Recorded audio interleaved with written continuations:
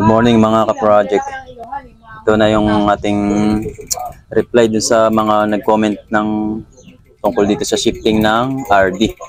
Dun sa pababa kung paano daw naman pag hindi bumababa yung ating mga kadena dito sa pinakamaliit sa heavy gear.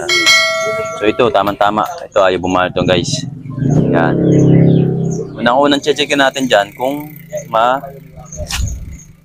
masyadong lubog tong tornilyo ng high, yung bolt. Dito sa mga RD guys, merong dalawang bolt, bali tatlo siya. Ito yung dalawa sa pang-control para mapigil natin yung pagbaba at pagtaas. Ito yung sa pagbaba at ito yung pagtaas sa low yung dito. Ito kapag dito sa maliit, tingnan natin siya kung nakabaon or nakakulang yung kanyang angat. Yan, ibig sabihin bumababa. Masyadong nakatukod yung ating bolt ng high. So ikot natin yung ating kadena. Yan. So yun guys. Gusto niyan tumalon. So ibig sabihin ating tulak ng konti. Kailangan yung sakto lang. Tapos silipin natin dun sa sa mismong tapat. Yan guys. Sa mga gantong setup, yung mga babang RD, medyo labas ng konti dahil hindi kagaya ng mga high-end na pwede mong itutok sa dito sa ngipin nito. Mas maganda. Pero yung dito, kailangan natin ilabas ng konti siya. So, ikot natin. So yun, ayaw naman siyang umakyat ngayon.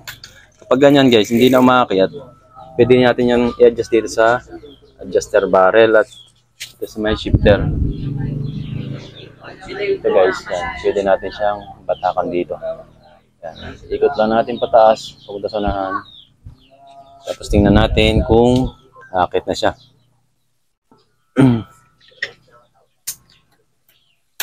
So kulang pa rin guys. Ikot pa rin natin. Pwede naman dito. Yan. So yun, umakyat na. Ngayon, idiretso natin paakyat pataas. Pagka ganun, ibig sabihin konti pang akyat, ila.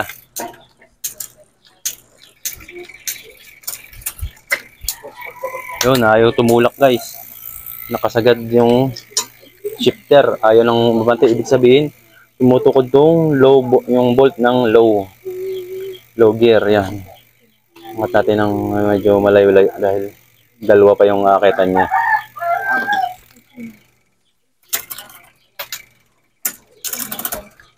Yun, tapos para malaman yung kung tama na ba yung ating adjustment doon, titingnan natin doon sa tapat ng malaki at saka sa pulley. Yan, medyo labas siya guys, kaya tulak natin ng kaunti itong bolt ng low. Papasok. Yan, pagka tapat na, ikot ulit natin yan.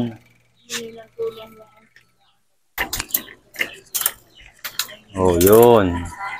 And guys, hindi na ilalabas doon dahil na-stopan na natin dito. At dito naman sa maliit, na-stopan na rin natin dito. Diba natin?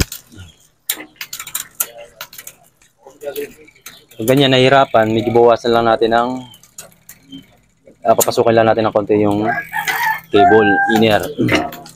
So, yan, bago. Ulit. Okay. Baba.